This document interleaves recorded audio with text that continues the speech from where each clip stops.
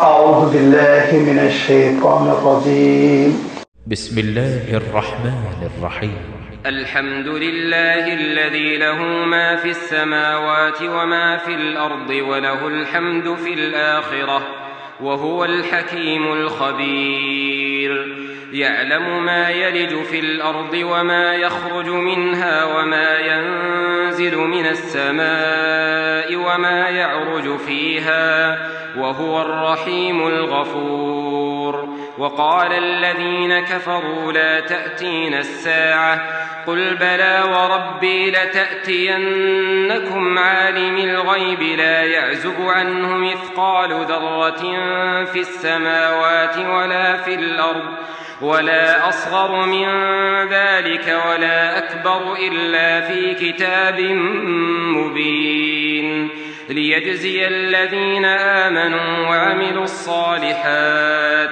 أولئك لهم مغفرة ورزق كريم والذين سعوا في آياتنا معاجزين أولئك لهم عذاب من رجز أليم ويرى الذين أوتوا العلم الذي أنزل إليك من ربك هو الحق ويهدي إلى صراط العزيز الحميد وقال الذين كفروا هل ندلكم على رجل ينبئكم إذا مزقتم كل ممزق إنكم لفي خلق جديد أفترى على الله كذبا أم به جنة بل الذين لا يؤمنون بالآخرة في العذاب والضلال البعيد أفلم يروا إلى ما بين أيديهم وما خلفهم من السماء والأرض إن نشأ نخسف بهم الأرض أو نسقط عليهم كسفا من السماء إن في ذلك لآية لكل عبد منيب. صدق الله العظيم. الحمد لله رب العالمين والصلاة والسلام على سيد المرسلين وعلى آله وأصحابه أجمعين أما بعد. सूरह सबा का ये पहला रुकू है जिसकी अभी आपके सामने तिलावत की गई।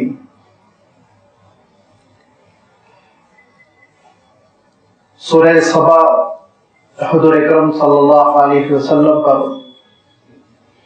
हिजरत से पहले नाजिल हुई और अगर आप इसके ज़माने की तहक़ीक़ करना चाहेंगे तो अंदाज़ा होगा कि ये हुज़ूर अकरम सल्लल्लाहु अलैहि वसल्लम पर उस ज़माने में उस दौर में नाजिल की गई जबकि हुज़ूर अकरम सल्लल्लाहु अलैहि वसल्लम ने अक़ीदे तौहीद को अक़ीदे आखिरत को मक्के के लोगों के सामने पेश फरमाया था। इब्तिदाई नबूवत का ज़माना है, तीसरा चौथा साल है। बेशतर लोगों को हुज़ूर अकरम सल्लल्लाहु अलैहि वसल्लम की दावत समझ में नहीं आ रही है और एतराज़ात का दौरा है। मुख्तलिफ किस्म के एतराज़ात हो रहे हैं। उनमें जो सबसे बड़ा एतराज़ था वो उस वक्त के लोग अपनी अक़ल की बुनियाद पर कर रहे थे। मैंने अल्फाज बड़े सोच समझ के इस्तेमाल किए। उस वक्त के लोग अपनी अक़ल के एतबार से एक एतराज़ कर रहे थे और वो एतराज़ आज जब थोड़ी बहुत साइंस तरक्की कर गई तो बच्चों जैसा लगता है। इस हकीकत को हम ज़हन में रखें कि वही इलाही के सामने कुरान पाक के खिलाफ जो एतराज़ात होते हैं वो दरअसल अक़ल की नाबालिगी की वजह से, नाबालिग अक़ल होती है जिसकी वजह से लोग اعتراض کرتے ہیں، اگر تہ میں جائیں گہرائی میں جائے تو اعتراض نہیں رہتا. تو آخرت پر اعتراض کرتے ہوئے مکے کے لوگ کہہ رہے تھے کہ یہ کیسے ہو سکتا ہے کہ ہم مر جائیں گے، مٹی میں مل جائیں گے، قصہ ختم ہو جائے گا، دوبارہ اللہ تعالیٰ ہم کو کیسے اٹھائے گا؟ یہ عجیب و غریب بات کہی جا رہی ہے، سمجھ میں نہیں آ رہی ہے. تو جو ان کو بات سمجھ میں نہیں آ رہی تھی تو اللہ تعالیٰ نے عقلی انداز ہی میں بات سمجھا دی. انشاءاللہ وہ آیتیں آگے آنے والی ہیں. لیکن آپ دیکھیں گے کہ یہ سورت یہ دراصل تشریح ہی کر رہی ہے، یہ سورت دراصل وضاحت کر رہی ہے سورۃ الاحزاب کے آخری رکوع بلکہ آخری آیت کی ایک حقیقت کی جانب ایک حقیقت کی تشریح کر رہی ہے. وہ حقیقت یہ ہے کہ اللہ تعالیٰ نے فرمایا اِنَّا عَرَضْنَا الْأَمَانَةَ عَلَى السَّمَاوَاتِ وَالْأَرْضِ وَالْجِبَالِ فَأَبَيْنَ أَن يَحْمِلْنَهَا وَأَشْفَقْنَ مِنْهَا وَحَمَلَهَا الْإِنسَانُ. میں نے عرض کیا تھا وہ کون سی امانت ہے جو نہ آسمان اٹھا سکا، نہ زمین تھام سکی، نہ پہاڑ لے سکے، لیکن حضرت انسان نے اس کو اٹھایا. بڑی لمبی تشریح ہے، گزشتہ اتوار میں نے اس کی وضاحت کر دی اور اس میں ہم اس نتیجے پہ پہنچے تھے دراصل امانت سے مراد انسان کے اختیارات. جو حضرت علی رضی اللہ تعالیٰ عنہ تشریح فرماتے تھے کہ اللہ تعالیٰ نے آسمانوں، زمین، پہاڑوں سے کہا کہ دیکھو میں تم کو ایک اختیار دینا چاہتا ہوں، اور وہ اختیار یہ ہے کہ تم چاہو تو نیکی کرو اور ثواب ملے، چاہو تو گناہ کرو اور سزا ملے. تو آسمان نے کہا کہ پروردگار مجھے مجبوری رہنے دیجئے. گلوب نے، زمین نے کہا پروردگار مجھے مجبور رہنے دیجئے. پہاڑوں نے کہا پروردگار ہم کو ایک جگہ پر ٹھوک کر آپ مجبور کر دیجئے، لیکن یہ اختیار نہ دیجئے، ہم آپ کی سزا سے ڈرتے ہیں. انسان نے آگے بڑھ کے کہا مولا مجھے صلاحیت دیجئے.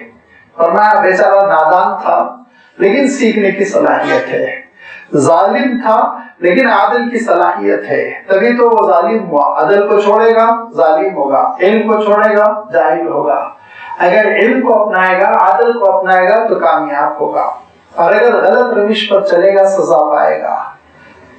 یہ جو اختیار ہے، کرنے کی صلاحیت، یہ انسان کی خصوصیت ہے. انسان کے سوا کسی کو یہ صلاحیت نہیں ملی، یہاں تک کہ فرشتوں کو بھی. فرشتے گناہ نہیں کر سکتے، ان کے اندر صلاحیت نہیں ہے گناہ کرنے کی.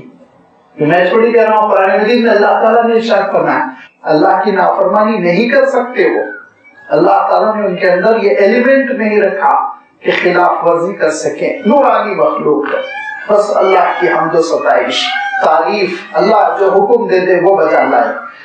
تو یہ انسان کے اندر صلاحیت ہے کہ وہ فمن شاء فلیؤمن ومن شاء فلیکفر، چاہے تو کفر کی راہ اختیار کرے چاہے تو ایمان کی راہ اختیار کرے. یہ انسان کے اندر صلاحیت.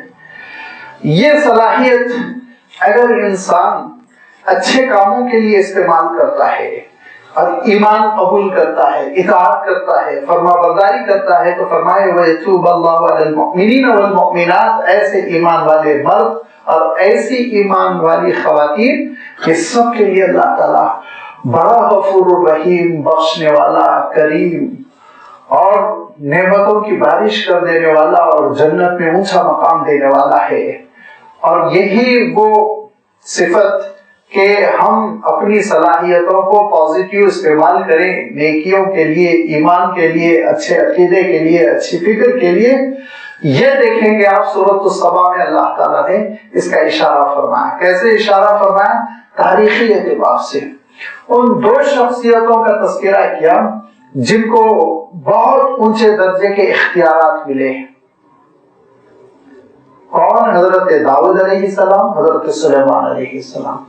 انہوں نے اللہ کی فرما برداری میں اپنے اختیارات کو استعمال کیا اور ان کا مقام کیسے بلند ہوتا چلا گیا. اور ان کے مقابلے میں ایک قوم تھی، اس قوم نے اپنے اختیارات کو نگیٹیو استعمال کیا، ناشکری کے لیے، نافرمانی کے لیے. تو اللہ تعالیٰ نے ان کو اسفل سافلین میں کیسے ڈال دیا، کیسے تباہ کر دیا. یہ واقعات اللہ تعالیٰ نے اس صورت میں بیان فرمایا. اور جو قوم تباہ ہوئی، برباد ہوئی، اس قوم کا नाम कौम सबा था, यमन में रहते थे और उन्होंने कैसे तरक्की की थी और कितनी उनकी जहानत और कितनी उनकी मेहनत थी, लेकिन उसके बावजूद उनकी जहानत और मेहनत और रायगा गई, बर्बाद हो गई, बेकार हो गई।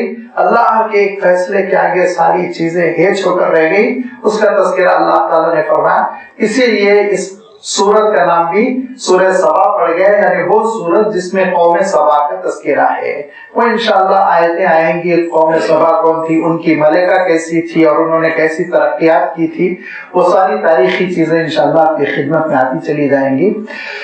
आगाज हुआ सूरत का अल्हम्दुलिल्लाह से, जिससे कुरान मजीद का आगाज हुआ, सूरतुल फातिहा।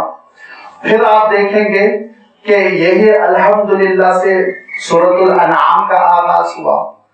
तीसरी सूरत जिसका आगाज अल्हम्दुलिल्लाह से हुआ वो सूरतुल कहफ है। चौथी सूरत जिसका आगाज अल्हम्दुलिल्लाह से हुआ ये सूरह सबा है। पांचवी सूरत जिसका आगाज अल्हम्दुलिल्लाह फातिरी समावाति वल अर्द से हुआ वो सूरह फातिर है। ये जुमला 5 कुरान पाक की सूरतें हैं जिनका आगाज लफ्ज अल्हम्दुलिल्लाह से हुआ। और अल्हम्दुलिल्लाह की मैं तशरीह करता रहता हूँ कि हम्द का लफ्ज अरबी के खूबसूरत अल्फाज में से है, जिसकी तशरीह करते हुए मुफस्सिरीन ने बहुत सी चीजें लिखी, लेकिन उसका खुलासा उन्होंने किया कि हम्द के माने हैं अस्सनाउ शामिल व शुक्रुल कामिल। तर्जुमा हम उर्दू में कर ही नहीं सकते। अस्सनाउल कामिल जितनी तारीफ हो सकती है वो, और अशुक्र शामिल या इसके उल्टे अल्फाज अस्सनाउ शामिल व शुक्रुल कामिल, कामिल शुक्र गुजारी, इसके लिए हम का लफ्ज आता है। जब आप खूब तारीफ कर रहे हो, आखिरी दर्जे की, आला दर्जे की आप किसी चीज की तारीफ कर रहे हो तब हम्द है।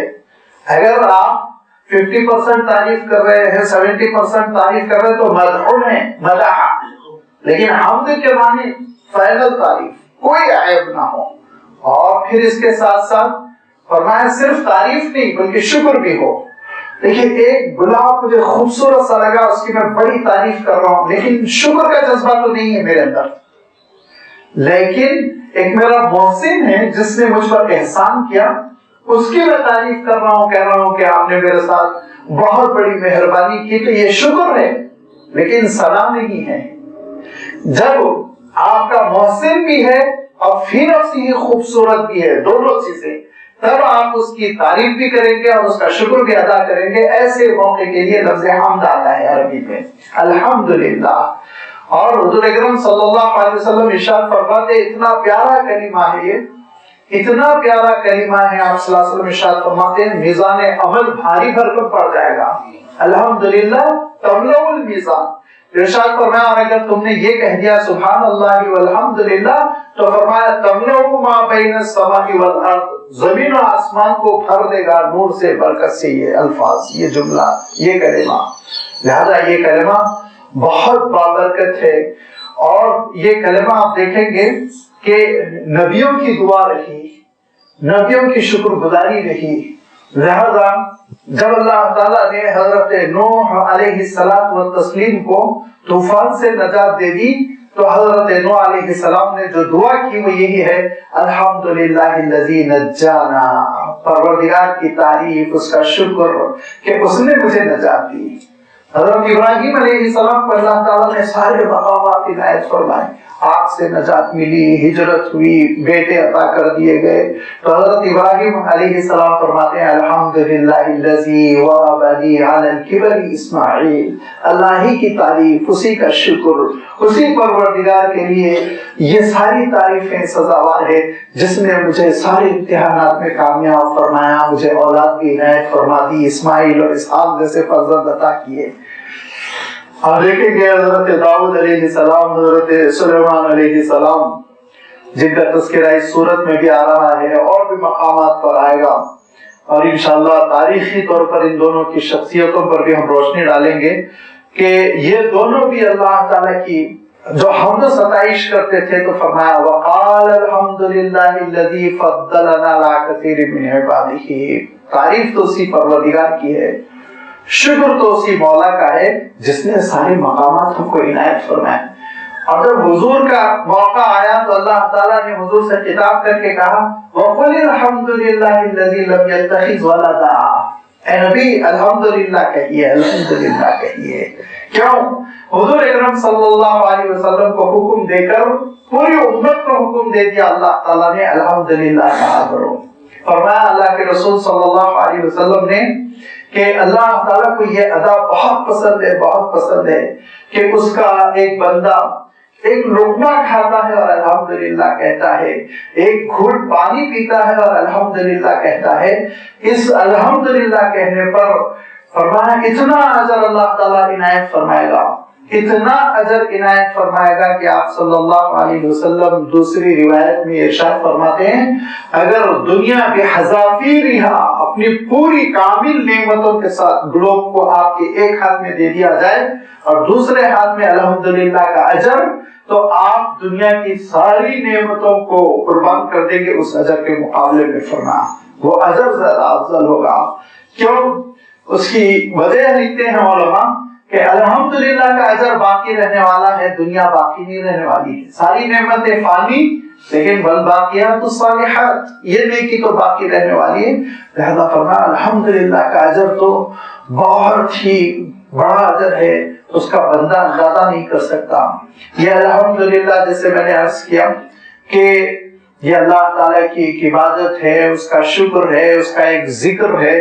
لہذا ہم کو کوشش کرنی چاہیے کہ جتنی اللہ تعالیٰ کی نعمتیں ملی ان نعمتوں کے ملنے پر ہم ضرور الحمدللہ کہیں. پانی پی لینے کے بعد، کھانا کھا لینے کے بعد، کوئی اچھی خبر مل جائے، کوئی اچھی چیز حاصل ہو جائے، اس پر ہم الحمدللہ کہتے ہیں. قرآن پاک کا یہ وہ کلمہ ہے جو بڑا بابرکت ہے اور اس سے بڑے اضافے.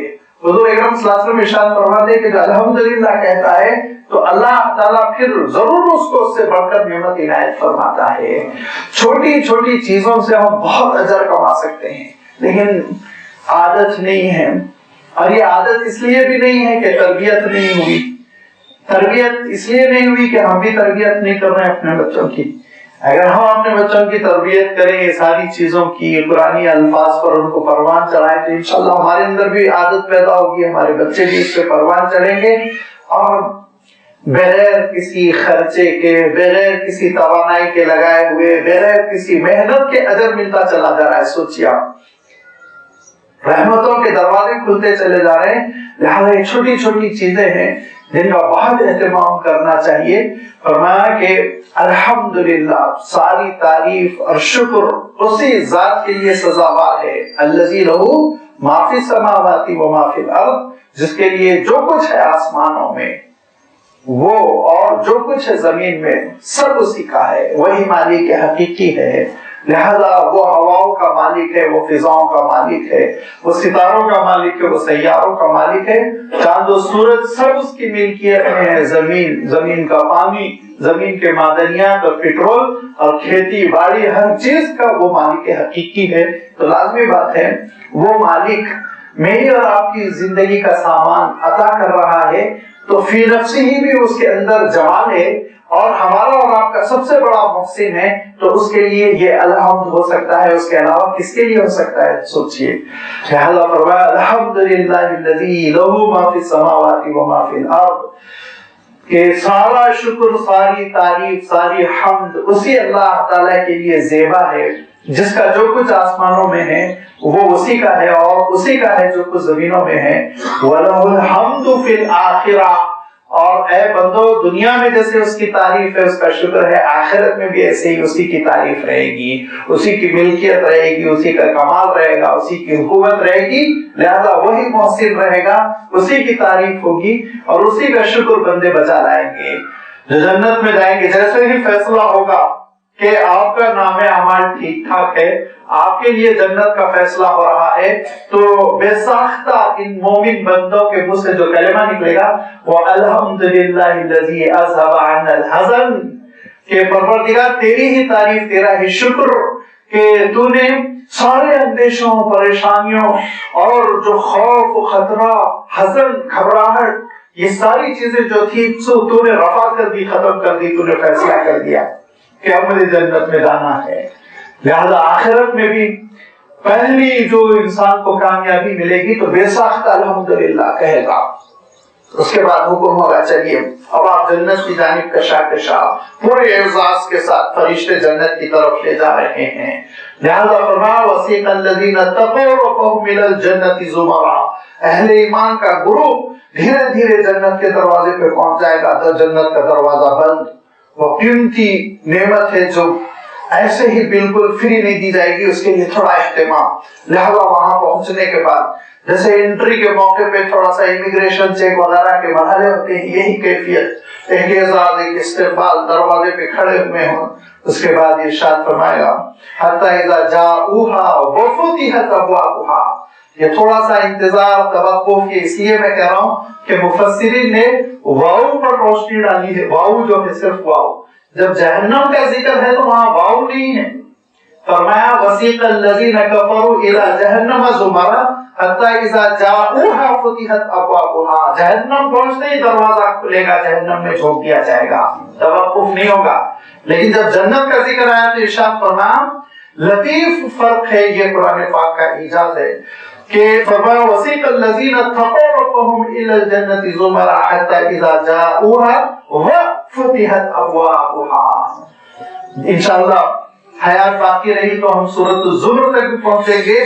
کیا قیامت کے احوال اللہ تعالیٰ نے بیان فرمائے کہ بالکل ایمان انسان کا مرکوز ہو جائے قیامت پر، ساری حقیقتیں ہمارے اور آپ کے سامنے آ جائیں گی. تو ارشاد فرمایا کہ ایک توقف کے بعد، ایک تھوڑے سے انتظار کے بعد دروازہ کھلے گا. فرشتے کہیں گے سلام علیکم، السلام علیکم، تشریف لائیے، طبتم فادخلوها خالدین. جنت میں جیسے ہی جنتی داخل ہوئے تو وہ کیا کہیں گے؟ قال الحمد للہ الذی صدقنا وعدہ. مولا تیری تعریف، تیری حمد و ستائش، تیرے ہی لیے ساری کی ساری ثنا ہے کہ تو نے ہم کو جنت میں داخل کیا اور اپنے وعدے کو پورا کر دکھایا. جنت میں رہنے کے لیے ہم کو ٹھکانہ عنایت فرمایا. اور اس کے بعد پھر آپ سب جنت میں استقرار اپنے اپنے مقام پر پہنچ گئے. اور اس کے بعد سے ساری جنت کی نعمتیں مل گئی، ہر قسم کی، یہاں تک کہ دیدار باری تعالیٰ بھی ہو گیا، جس کے بارے میں حضور اکرم صلی اللہ علیہ وسلم ارشاد فرماتے ہیں کہ للذین احسنوا الحسنى وزیادۃ. جو نیک کام کر کے جائیں گے ان کو نیک اجر بھی ملے گا، اضافہ بھی ہوگا، زیادۃ ایک اضافہ بھی، بونس بھی ملے گا. تو صحابہ نے پوچھا اللہ کے رسول یہ اضافہ کیا ہوگا؟ حضور اکرم صلی اللہ علیہ وسلم نے ارشاد فرمایا کہ دیکھو جب جنت میں سب پہنچ جائیں گے اور پورے حالات نارمل ہو گئے، فیصلے مکمل ہو گئے، تو اللہ تعالیٰ بندوں سے ارشاد فرمائے گا کہ اے میرے بندوں جو میں نے وعدہ کیا تھا جنت کا وہ پورا ہو گیا. تو بندے کہیں گے پروردگار وہ وعدہ پورا ہو گیا، ہم بہت خوش ہیں. تو اللہ تعالیٰ ارشاد فرمائے گا لیکن دیکھو مزید ایک چیز میں تم کو دے رہا ہوں. تو بندے کہیں گے اللہ اب کیا باقی رہ گیا؟ ارشاد فرمائے گا کہ میں تم سے یہ وعدہ کر رہا ہوں کہ اب میں تم سے کبھی ناراض نہیں رہوں گا. بندے بہت خوش ہو جائیں گے. وَرِضْوَانٌ مِّنَ اللَّهِ أَكْبَرُ. اللہ کی خوشنودی سے بڑھ کر کیا چیز ہے سوچیے. کہا اب یہ خطرہ نہیں ہے کہ میں ناراض ہو جاؤں. بندے خوش، کہا کہ ہوگی بات، جی مولا ہر چیز مل گئی. کہا نہیں، ابھی اور ایک تیسری چیز باقی ہے. جنت بھی مل گئی، میری خوشنودی بھی مل گئی، لیکن جس حبیب کے لیے، جس محبوب کے لیے بن دیکھے تو وہ اپنی پیشانی رگڑا کرتے تھے، اب اس کا دیدار کر لو. لہذا بندے اللہ تعالیٰ کے نور کو دیکھیں گے. آپ صلی اللہ علیہ وسلم ارشاد فرماتے ہیں ایسے دیکھیں گے جیسے 14ویں کے چاند کو دیکھتے ہیں، کوئی پریشانی پیش نہیں آئے گی. وجوہ یومئذ ناظرۃ الی ربھا ناظرہ. ٹکٹکی لگائے لوگ اللہ تعالیٰ کے نور کو دیکھ رہے ہوں گے. اور یہ نعمت مکمل ہو جانے کے بعد پھر اللہ تعالیٰ ارشاد فرماتا ہے بندے کیا کہیں گے؟ وآخر دعواہم ان الحمد للہ رب العالمین. پھر اخیر میں سب ساری چیزیں ملنے کے بعد کہیں گے الحمدللہ. اس سے اچھا کوئی لفظ نہیں ہے کہ جنت میں کہہ سکے. آخری تعریف ہے اللہ کی کہ پروردگار ساری تعریف تیری، سارا شکر تیرے لیے، ساری حمد و ستائش تجھی کو سزاوار الحمدللہ. آخری ان کا جو نعرہ ہوگا وہ الحمدللہ. کتنا پیارا کلمہ ہے جو ہم کو اور آپ کو ملا ہوا ہے، کتنی اس کی قدر کرنے کی ضرورت ہے. لہذا ہم اہتمام کریں، صبح شام چھوٹی سی چھوٹی اچھی چیز ملی الحمدللہ کہا کیجئے. اتنا اجر ملے گا، اتنا اجر ملے گا کہ انشاءاللہ قیامت کے دن حیران ہو جائیں گے ہم، پروردگار اتنا اجر کہاں سے. اللہ تعالیٰ ارشاد فرمائے گا الحمدللہ الحمدللہ جو تم کہتے تھے نا، اس بنیاد پہ تم کو یہ اجر مل رہا ہے. تو فرمایا کہ وَلَهُ الْحَمْدُ فِي الْآخِرَةِ، اور اسی کے لیے حمد ہے آخرت میں بھی. الحمدللہ کا لفظ اسی کے لیے سزاوار ہے آخرت میں بھی. وَهُوَ الْحَكِيمُ الْخَبِيرُ، اور بہت حکمت والا باخبر ہے. الحکیم، اور حضرت حامد رحمۃ اللہ علیہ نے بڑی اچھی بات لکھی کہ الحکیم یعنی بندوں کے مصالح اور منافع دونوں کا انتظام کرنے والا. اس کا مفہوم کیا ہے؟ ضروریات کا بھی انتظام کرنے والا، اور ضروریات سے آگے بڑھ کر جو لگژریز ہے نا، جو زندگی گزار رہے ہیں خوشگوار قسم کی، وہ چیزیں بھی عنایت فرمانے والا. ایسا حکیم دانا و بینا. الخبیر باخبر، اور الخبیر کی تشریح خود اللہ تعالیٰ نے آگے فرما دی. ایسی اس کی اطلاع، انفارمیشن بیوریو، ایسی اطلاعیں اللہ تعالیٰ کی خدمت میں پیش کرتا رہتا. اس کا علم خود ایسا اپنا ذاتی، اور اس کا علم خود ایسا احاطہ کیا ہوا وسیع تر علم جس کا ہم اور آپ اندازہ نہیں کر سکتے. اس کی مثالیں اللہ تعالیٰ نے بیان فرمائی.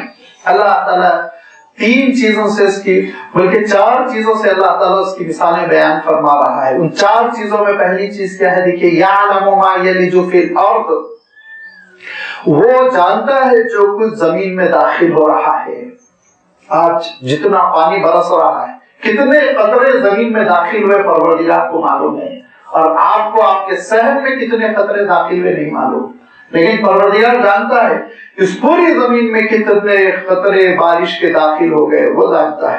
وہ جانتا ہے کتنی بیجیں ہیں جو زمین میں داخل ہو گئی، اور وہ جانتا ہے ان بیجوں کو کیسے کوملے نکالنا ہے، ابھارنا ہے، وہ جانتا ہے. اور اس کے ساتھ ساتھ یہ بھی فرمایا مفسرین نے، کتنی جانیں زمین کے سپرد کر دی گئی، کتنی میتیں ہیں زمین کے حوالے کر دی گئی، وہ جانتا ہے. اس کو معلوم ہے کہ کون سا مردہ کہاں دفن ہے. لہذا اس بات کو آپ ذہن میں رکھیے کہ وہ جانتا ہے کون سی امانت کہاں رکھ دی گئی، اور وہ امانت کو وہاں سے برآمد کرے گا. لہذا ارشاد فرمایا یعلم ما یلج فی الارض، زمین میں جو کچھ داخل ہو رہا ہے اس سے وہ واقف. وما یخرج منها، زمین سے جو جو چیزیں برآمد ہو رہی ہیں ان سے بھی اچھی طرح واقف. کیا برآمد ہو رہا؟ زمین سے غلہ برآمد ہو رہا ہے. میں اور آپ نہیں جانتے، وہ پروردگار جانتا ہے کتنے پودے نکلے اور کتنے پودوں میں کتنے دانے ہیں، اس کے علم میں ہیں. زمین سے کیا برآمد ہو رہا ہے؟ پیٹرول نکالا جا رہا ہے، میٹلز نکالے جا رہے ہیں، منرلز نکالے جا رہے ہیں. ہم کو نہیں معلوم، لیکن اللہ تعالیٰ جانتا ہے زمین سے جتنی چیزیں نکالی جا رہی ہیں. اور تیسری چیز فرمایا وما ينزل من السماء، آسمان سے جو جو چیزیں زمین پہنچ رہی ہیں، نازل ہو رہی ہیں، ان سے بھی وہ واقف. وہ جانتا ہے آسمان سے بارش کتنی برس رہی ہے، وہ جانتا ہے آسمان سے اللہ کے فیصلے کہاں کہاں سے آ رہے ہیں. جو چیزیں اوپر سے آ رہی ہیں پروردگار ان سے بھی واقف. اور اس کے برعکس وما يعرج فيها، جو چیزیں آسمان کی طرف چڑھ کر جا رہی ہیں، جو فرشتے ہیں روزانہ آسمان کی طرف اللہ کے فیصلے اور بندوں کے اعمال لے کر جا رہے ہیں، جو دعائیں ہیں بندے کر رہے ہیں اور عرش کی طرف وہ اٹھتی جا رہی ہیں، یہ ساری چیزوں سے اللہ تعالیٰ واقف ہے. لہذا آپ اندازہ کیجئے کہ اس کا علم کتنا جامع ہے، کتنا محیط ہے، کتنا کامل ہے، کہ جو زمین میں جا رہا ہے اس سے واقف، جو زمین سے نکل رہا ہے اس سے واقف، جو آسمان سے اتر رہا ہے اس سے واقف، جو آسمان پر چڑھ رہا ہے اس سے واقف. کون سی چیز رہ گئی اس کے علم سے؟ اور اس کے ساتھ ساتھ وہ الرحیم الغفور، بڑا مہربان، بہت بخشنے والا، بڑا کرم فرما، بڑا داتا. اور اسی کا یہ مغفرت کا نظام ہے، معاف کرنے کا نظام ہے، جس کی وجہ سے گناہ کرنے والے بندوں کو گناہ کرتے وقت وہ تباہ نہیں کرتا، اور یہی اس کی مغفرت کی سنت اور اس کا طریقہ کار ہے جس کی وجہ سے مکے کے لوگوں کو بھی موقع ملا ہوا ہے۔ حضور اکرم صلی اللہ علیہ وسلم دین حق پیش فرما رہے ہیں، حضور اکرم صلی اللہ علیہ وسلم سمجھا رہے ہیں، آخرت کی حقیقتوں کو بتلا رہے ہیں، اور یہ لوگ دل لگی کر رہے ہیں۔ وقال الذين كفروا لا تأتينا الساعة، کہا اہل کفر نے قیامت آنے والی نہیں ہے۔ کس بنیاد پہ فیصلہ کر لیا تم نے؟ جب تم کو معلوم ہے تمہاری موت آنے والی ہے اور تمہاری اپنی شخصی قیامت آنے والی ہے، تو اجتماعی قیامت کا تم کیوں انکار کرتے ہو؟ لہذا پہلی بات تو اللہ تعالیٰ نے یہ ارشاد فرمائی کہ اے نبی کہیے قل بلا وربی لتأتینکم عالم الغیب، میرا وہ رب جو عالم غیب ہے اس کی قسم کھا کے کہتا ہوں کہ قیامت آئے گی۔ تین مقامات ہے جہاں پہ اللہ تعالیٰ نے حضور اکرم صلی اللہ علیہ وسلم کو اپنی قسم کھانے کی تاکید کی۔ قرآن پاک میں وہ تینوں مقامات قیامت سے متعلق ہے۔ ربی دوسرے مقام پہ ارشاد فرمایا قسم کھا کے نبی کہیے قیامت آ کر رہے گی۔ تو جہاں بھی اللہ تعالیٰ نے اپنی قسم کھانے کا حکم دیا وہ قیامت ہی کے لیے ہے۔ ارشاد فرمایا قل بلا وربی، میرے رب کی قسم، کون رب؟ عالم الغیبی، غیب کی ساری چیزوں سے جو واقف ہے۔ میں نہیں جانتا ہوں میرا کل کیا ہوگا، میں نہیں جانتا میری پیٹھ کے پیچھے کیا ہو رہا ہے، لیکن پروردگار جانتا ہے میرا کل کیا ہے۔ اس کے لیے کل فیوچر نہیں ہے، ایک حقیقت کے سامنے۔ لہذا ارشاد فرمایا کہ جو غیب سے اسی طرح واقف ہے جس طرح مشاہدے سے ایک انسان واقف ہوتا ہے، لہذا عالم الغیبی، اس عالم غیب کی قسم، اس رب کی قسم کہ قیامت آ کر رہے گی۔ اب قیامت کے سلسلے میں جو عقلی طور پر شبہ ہے وہ یہ کہ انسان مر جاتا ہے، انسان مرنے کے بعد بڑی تعداد تو ایسی ہے جو دفناتی ہے۔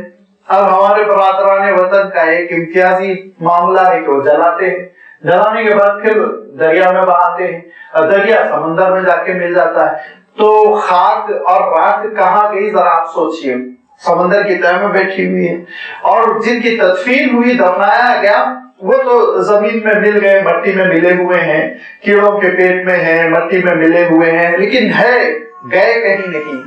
اب ضرورت کس بات کی ہوتی ہے؟ ضرورت اس بات کی ہوتی ہے کہ واقف ہو جمع کرنے کے لیے چیزیں کہاں ہیں۔ کتابیں میں نے تقسیم کر دی اور مجھے معلوم ہے کہ کن کے پاس کتابیں ہیں، لہذا ان سے میں نے جمع کر لیا، میرا کتب خانہ ٹھیک ٹھاک ہو گیا، ساری چیزیں پھر سیٹ ہو گئی۔ تو علم کی ضرورت ہوتی ہے، علم کی ضرورت ہوتی ہے اور قدرت کی ضرورت ہوتی ہے۔ یہاں اللہ تعالیٰ نے علم ہی کا تذکرہ فرمایا، لا یعزب عنہ مثقال ذرۃ فی السماوات ولا فی الارض، پروردگار کی نگاہوں سے پوشیدہ نہیں، اوجھل نہیں، مثقال ذرۃ، ذرے کے برابر، ایٹم کے برابر کوئی چیز آسمانوں میں نہ زمین میں، ولا اصغر من ذلک ولا اکبر، نہ اس سے بڑی نہ اس سے چھوٹی، اس سے بڑی چیز بھی اللہ تعالیٰ سے پوشیدہ نہیں، اس سے چھوٹی چیز بھی اللہ تعالیٰ سے پوشیدہ نہیں۔ ساری چیزیں اللہ تعالیٰ کی نہ صرف یہ کہ نگاہوں میں ہے، اس کے علم میں ہے، اللہ کی کتاب بھی مبین، بلکہ ان ساری چیزوں کا ریکارڈ بھی لوح محفوظ میں ہے، ایک کھلی ہوئی کتاب میں ہے۔ لہذا اللہ تعالیٰ کا علم وہ ایسا محیط ہے، ایسا محیط ہے، سارے بکھرے ہوئے ذروں سے اور ریزوں سے وہ واقف ہے۔ کہاں کہاں ایک انسان کا جسم بکھر گیا اور ریزوں ذروں میں تقسیم ہو گیا، اللہ تعالیٰ اچھی طرح جانتا ہے۔ جب جانتا ہے تو ان کو جمع کرنے کی قدرت کے سلسلے میں اللہ تعالیٰ نے دوسری جگہ ارشاد فرمایا، اتنی بڑی کائنات، اتنی بڑی کائنات، جس کائنات کو آج تک انسان کی دوربین نہیں دیکھ سکی، اس کی آخری منزل کو، اس کے اینڈ کو، اس کی انتہا کو، آج تک بڑے بڑے ٹیلیسکوپ بھیج دیے گئے اسپیس میں، بڑے بڑے ٹیلیسکوپ، آپ اندازہ نہیں لگا سکتے کہ بلینز آف ڈالر خرچ کر کے بڑے بڑے ٹیلیسکوپ ہے جو فضا میں چلے گئے ہیں، اسپیس میں جا کر کائنات کا انتہا ختم کہاں ہے، اینڈ کہاں ہے، اس کی تصویر لانا چاہیں، آج تک نہیں لا سکے، آج تک نہیں لا سکے، مجبور ہے۔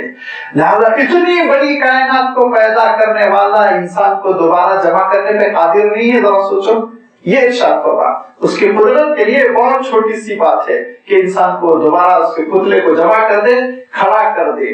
لہذا قیامت کے سلسلے میں جو دو عقلی شبہات تھے منکرین کو اور بالخصوص مشرکین مکہ کو، وہ انتہائی کم علمی کم عقلی کی دلیل تھی۔ لہذا اس وقت کا انسان سمجھ رہا تھا میں عقل کی اونچی معراج پر ہوں، اونچے معیار پر ہوں اور میرے اعتراضات بڑی حقیقت رکھتے ہیں، لیکن آج کی سائنس بتا رہی تھی کہ وہ بچکانہ باتیں ہیں جو کر رہا ہے، بچوں جیسی باتیں وہ کر رہا تھا۔ لہذا فرمایا اللہ تعالیٰ نے کہ دونوں چیزیں، اس کا علم کا عالم یہ ہے کہ سارے ذروں سے وہ واقف ہے، کوئی چیز پوشیدہ نہیں اس سے، اور قدرت کا تذکرہ دوسرے مقام پہ ارشاد فرما۔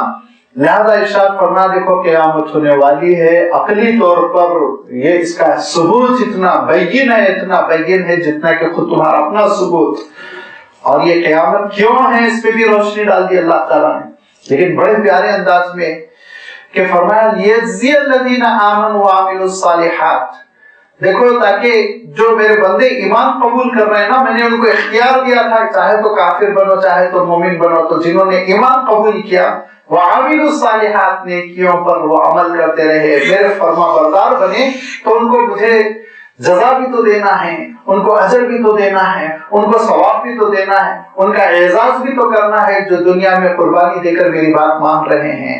فرمایا ان کے لیے کیا ہے، اولئک لہم مغفرۃ ورزق کریم، ان کے لیے نہ صرف یہ کہ چھوٹی موٹی لغزشوں کی مغفرت ہے، معافی ہوگی ان کی چھوٹے موٹے گناہوں کی، بلکہ ورزق کریم، اللہ تعالیٰ کی جانب سے بہت ہی عمدہ بخشش ہوگی۔ رزق کا ترجمہ بخشش، عنایت، اللہ تعالیٰ کی جانب سے عنایتیں ہوں گی، کریم بڑی عمدہ نوبل قسم کی اعلیٰ قسم کی عنایتیں ہوں گی۔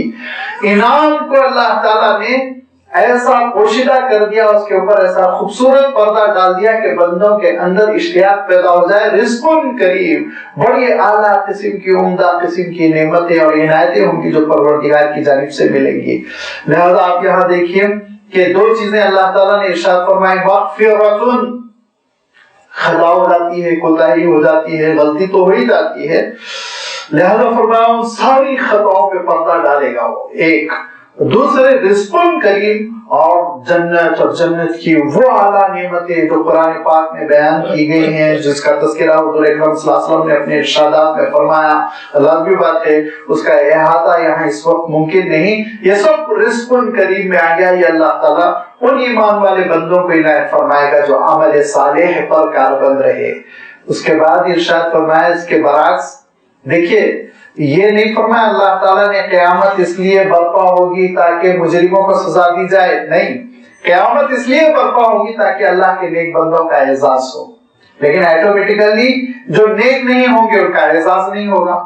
آپ نے اعلان کیا کہ ایک مجلس منعقد ہوگی جس میں پاس ہونے والے کینڈیڈیٹس کو پرائز دیے جائیں گے، تو اس کے معنی لامحالہ فیل ہونے والوں کو ذلت، شرمندگی، لیکن مجلس آپ کیوں منعقد کر رہے ہیں؟ تاکہ پاس ہونے والوں کو اعزاز دیا جائے۔ یہی اللہ تعالیٰ ارشاد فرما رہا ہے، قیامت کا مقصد تو یہ ہے کہ نیکوکاروں کو اجر دیا جائے، والذین سعوا فی آیاتنا معاجزین، لیکن جو ہمارے دین کو ناکارہ کرنے کے لیے، دین کو شکست دلانے کے لیے محنت کرتے ہیں دنیا میں، والذین سعوا، سعا کی معنی جدوجہد کرنا، سعی کرنا، فی آیاتنا، ہمارے احکام کے سلسلے میں، ہماری آیتوں کے سلسلے میں، ہماری کتابوں کے سلسلے میں، معاجزین، ان کو عاجز کر دینے، مجبور کرنے، مغلوب کرنے کے لیے جو کوششیں کرتے ہیں، دین کو دبا دینے کے لیے جو کوشش کرتے ہیں، دین کو شکست دینے کے لیے جو کوشش کرتے ہیں، اور جو اللہ کے رسولوں کو شکست دینے کی کوشش کر رہے ہیں، اس میں جدوجہد کر رہے ہیں، اولئک لہم عذاب، ان کے لیے یہاں بھی دو چیزیں ہیں، ان کے لیے عذاب ہے، اور دوسری من رجسن، اور عذاب بھی ایسا عذاب، رجسن کے معنی ہوتے ہیں کہ بہت ہی سزا والی کیفیت، جس میں کہ تکلیف دہ قسم کا انداز ہو، ایسی سزا کے لیے رجسن کا لفظ استعمال کیا جاتا ہے۔ فرمایا لہم عذاب علیم من رجسن، بڑا تکلیف دہ قسم کا ان پر بہت ہی الم پہنچانے والا، غم پہنچانے والا ان کے لیے عذاب ہوگا۔ ادھر مغفرت ہے، رزق کریم ہے، ادھر عذاب ہے، رزق علیم ہے۔ ذرا آپ دیکھیے بالکل متبادل ارشاد فرمایا، عذاب بھی ہوگا، شرمندگی، رسوائی، تکلیف، پریشانی، الجھن، یہ ساری چیزیں ہوں گی جو اللہ تعالیٰ کے دین کو مغلوب کرنے کے لیے اور اللہ تعالیٰ کے دین کو دبا دینے کے لیے، اللہ تعالیٰ کے دین کو نہ پھیلنے دینے کی کوشش کرتے ہیں، ان کے لیے اللہ تعالیٰ یہ سزا عنایت فرما اور یہ سزا مقرر فرما دی۔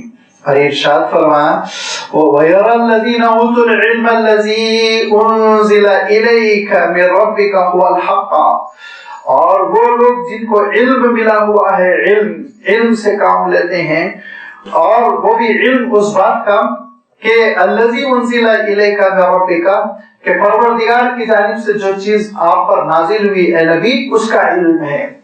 جن کے پاس اللہ کی کتاب کا علم ہے، خلاصہ یہی، جو اللہ کی کتاب کا علم حاصل کرتے ہیں وہ جانتے ہیں هو الحق، آپ کے قیامت ایک حق ہے، ایک سچائی ہے۔ جو اللہ کی کتاب کے علم سے محروم ہیں ان کے دل میں آخرت کا یقین نہیں رہتا۔ اللہ تعالیٰ کی کتاب سے جب وابستگی ہوتی ہے، اس کو سیکھا جاتا ہے، اس کو جانا جاتا ہے اور اس کی معلومات کو اپنایا جاتا ہے، تو پھر یہ آخرت کی حقیقتیں بندے مومن کے سامنے کامل طریقے سے آ جاتی ہے، اور پھر وہ یہدی الی صراط العزیز الحمید، وہ اللہ تعالیٰ کے اس ذات کے جو غلبے والی ہے اور حمد و ستائش کے قابل ہے، اس کے راستے پہ وہ گامزن ہو جاتا ہے، آگے بڑھتا چلا جاتا ہے۔ اس کو اللہ تعالیٰ نے دوسرے انداز میں یہ بھی ارشاد فرمایا انما یخشی اللہ من عبادہ العلماء، جن کو یہ اللہ کی کتاب کا علم ملا ہوا ہے ان کے دلوں میں اللہ تعالیٰ کی خشیت ہوتی ہے، ان کے دلوں میں اللہ تعالیٰ کا خوف ہوتا ہے۔ جو اللہ کی کتاب کے علم سے محروم زندگی بسر کرتے ہیں وہ غافل، نہ اللہ تعالیٰ کی معرفت ہے ان کے دل میں، نہ حقیقتوں سے واقف، نہ آخرت سے واقف، نہ آخرت کا ایمان، اور اس کا نتیجہ یہ ہوتا ہے وہ جانوروں جیسی، بلکہ ارشاد فرمایا جانوروں سے بھی گری ہوئی زندگی بسر کرتے ہیں۔ لہذا اللہ تعالیٰ کی کتاب سے وابستگی، اس کا علم حاصل کرنا یہ انتہائی ضروری ہے۔ حضور اکرم صلی اللہ علیہ وسلم ارشاد فرماتے تھے دیکھو انسان کی نفسیات ہے، سائیکالوجی ہے انسان کی، کہ دو چیزوں سے انسان کبھی بھی سیراب نہیں ہوتا، سیٹسفائی نہیں ہوتا کہ یہ ہو گیا، مکمل ہو گیا، چلو اب گھر بیٹھ جائے۔ فرمایا ایک تو دولت سے، جتنی دولت مل گئی اور کوشش دیکھ لیجیے آپ، اتنی دولت مل گئی چلو اب ہم گھر بیٹھ جائیں، اب تو ہم پوری زندگی خاموشی کے ساتھ کھاتے پیتے بسر کر سکتے ہیں، کوئی سوچتا ہے ایسا نہیں، جدوجہد کر رہا۔ لیکن فرمایا یہ اللہ کی خوشنودی کا راستہ نہیں ہے۔ فرمایا اور طالب علم وہ علم سے کبھی سیراب نہیں ہوتا، اور علم حاصل کرتا ہے، اور جو علم کے حصول کے لیے لگا رہتا ہے، فرمایا اس سے رحمان بہت خوش رہتا ہے، اس سے رحمان بہت خوش رہتا ہے، اتنا خوش رہتا ہے۔ دوسری حدیث میں فرمایا کہ جب علم کے حصول کے لیے وہ گھر سے نکلتا ہے، آج آپ لوگ اپنے گھروں سے نکلے، بارش ہو رہی تھی، میں اپنے ساتھی سے کہہ رہا تھا آج تعداد بہت کم ہوگی کیونکہ بائک والے بیچارے وہ تو آ نہیں سکیں گے، بارش ہو رہی، لیکن انہوں نے ہمت دلائی، کہا کہ نہیں لوگ آئیں گے انشاءاللہ۔ اور واقعہ یہ ہے کہ آپ لوگ سب تشریف لائے، اللہ تعالیٰ سارے بائک والوں کو ان کی بائک کار سے بدل دے تاکہ آئندہ بارش میں اطمینان کے ساتھ آ سکے۔ یہ علم کے لیے جو آپ نکلیں اللہ کی کتاب سیکھنے کے لیے، تو ذرا آپ حضور اکرم صلی اللہ علیہ وسلم کا ارشاد دیکھیے۔ حضور اکرم صلی اللہ علیہ وسلم ارشاد فرماتے ہیں جب علم کے حصول کے لیے اللہ تعالیٰ کا ایک بندہ نکلتا ہے تو اس کے عمل سے خوش ہو کر فرشتے اس کے پیروں تلے اپنے پر بچھاتے ہیں، فرشتے اس کے پیروں تلے اپنے پر بچھاتے ہیں۔ اور ارشاد فرمایا اب اس کے لیے ساری مخلوق دعائیں کر رہی ہیں، فضاؤں میں پرندے دعا کر رہے ہیں اور پانی میں مچھلیاں اس کے لیے دعا کر رہی ہیں۔ فرمایا یہاں تک کہ بلوں میں چونٹیاں اس کے لیے دعا کر رہی ہیں کہ یہ اتنے اچھے کام کے لیے نکلا ہے۔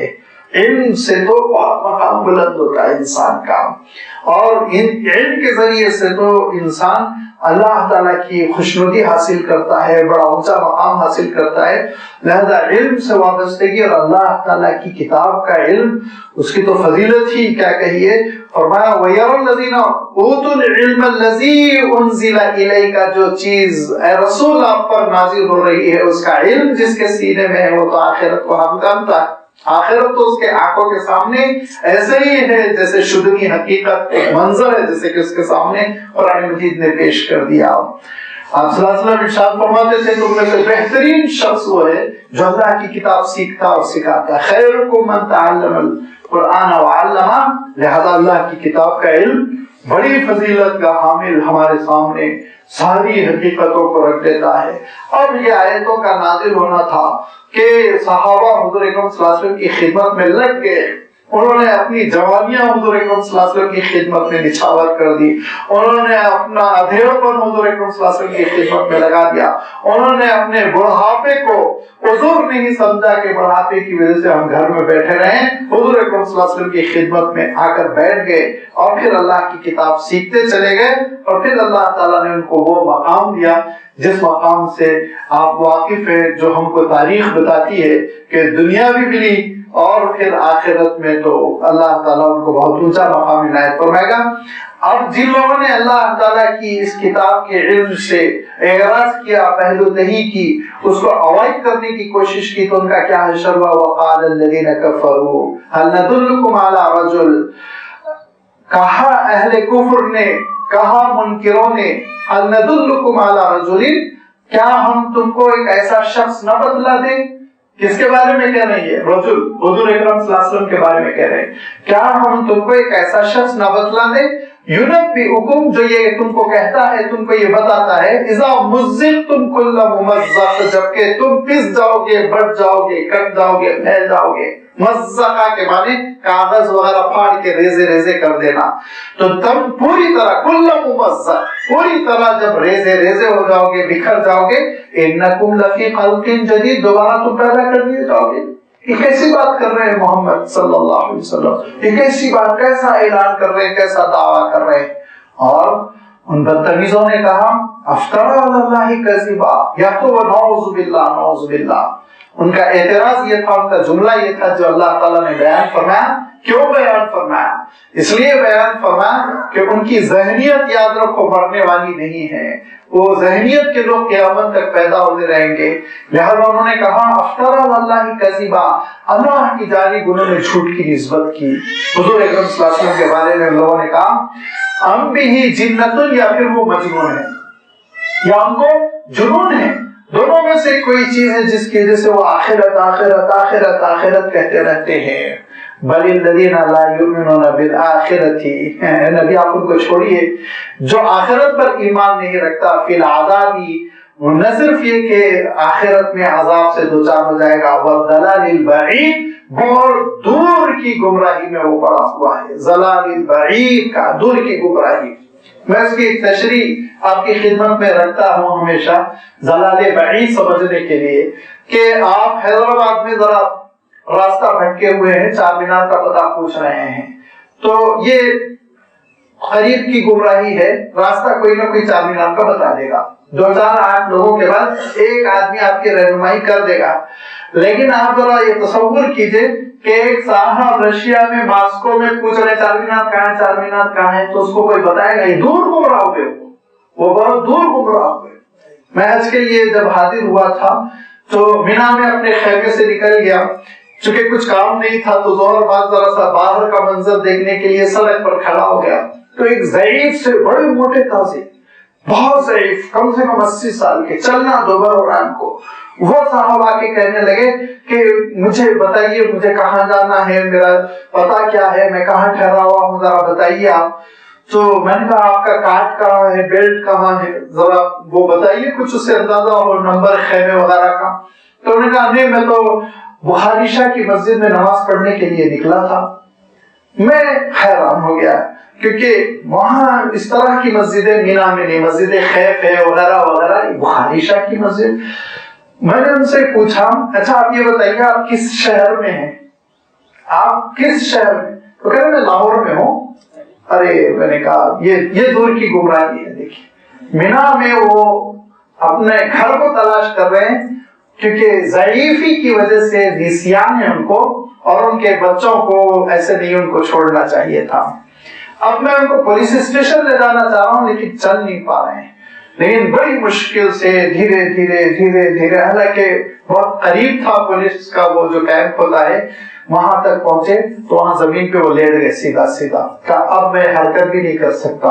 पुलिस वाले भी हैरान, वो मुझे घूर रहे हैं, ये क्या मुसीबत लेकर आए।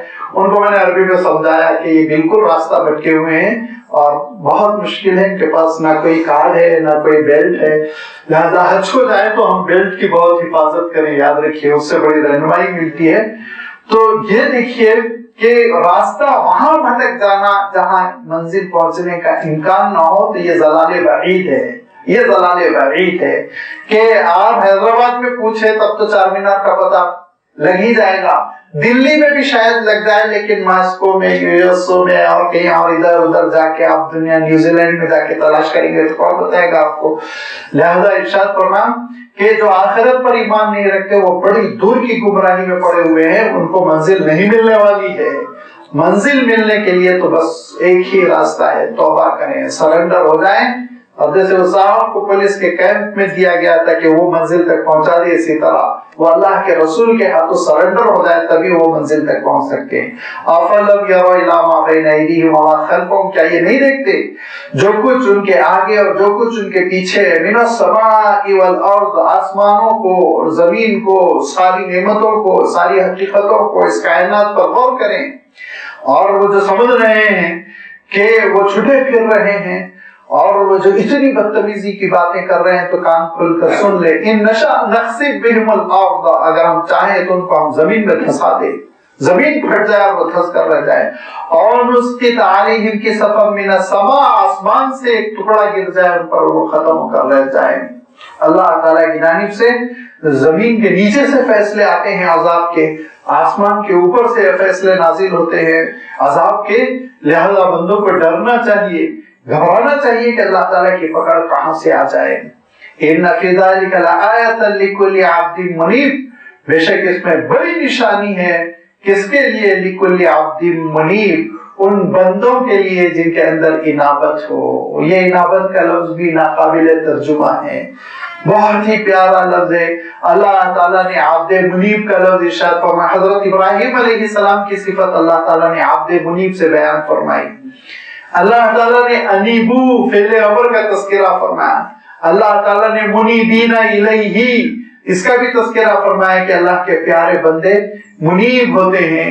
ये मुनीब का तर्जुमा मैं कैसे कर सकता हूं, जरा सोचिए कि अरब शारहीन, अरब लुगत के माहिरीन जो इसकी तशरीह करते हैं, वो ये कहते हैं रज्जाउन बिक़ल्बिही इलल्लाह, अपने दिल से बारी ताला की तरफ खूब लौट कर जाने वाला, रज्जाउन बिक़ल्बिही इलल्लाह, बार बार अल्लाह की तरफ लौट कर आने वाला, उस बंदे को अब्दे मुनीब कहते हैं।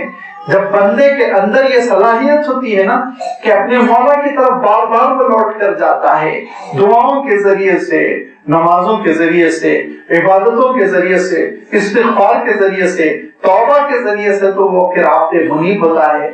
जब आब्दे मुनीब होता है तो इरशाद फरमाया कि अल्लाह यज्तबी इलैहि मन यशा, और रसूलों का इंतखाब भी अल्लाह ताला करता है।